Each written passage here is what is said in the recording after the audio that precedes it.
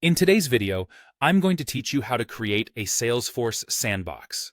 Whether you're new to Salesforce or just need a refresher, this guide will help you set up a sandbox environment to safely develop and test without affecting your live data. Let's get started. First, head over to your Salesforce homepage. Once you're there, you'll notice a gear icon located at the top right corner of the screen. Clicking this icon will reveal a drop-down menu where you'll find the Setup option.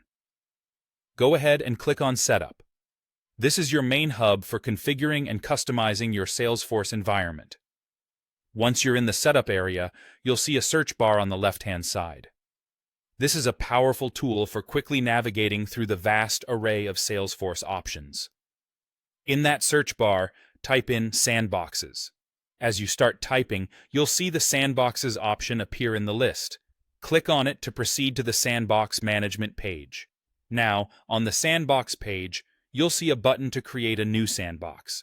Click on New Sandbox to start setting up your new environment. You'll be prompted to fill in some basic information about your sandbox, like its name and description. Take a moment to consider what you want to call the sandbox to avoid any confusion later on. Next, you'll need to choose a sandbox license type. In this example, we're going to select the Developer option. This is a common choice for testing purposes, as it strikes a good balance between functionality and simplicity. Once you've made your selection, click the Next button to move forward. You'll now be asked to select the amount of data storage you want. Consider the complexity of your testing needs when making this decision. After choosing the data storage, you'll be prompted to set up your Apex class and sandbox access. If you're not familiar with Apex, think of it as a programming language tailored for customizing Salesforce.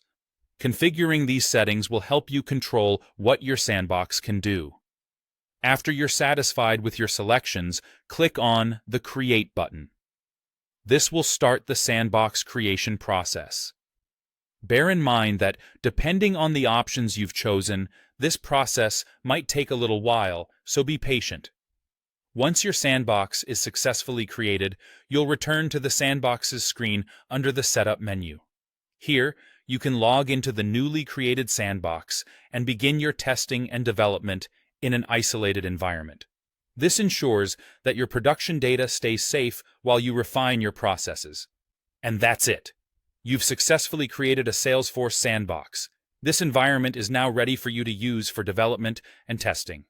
Thanks for watching, and I hope this guide makes your sandbox creation smooth and straightforward.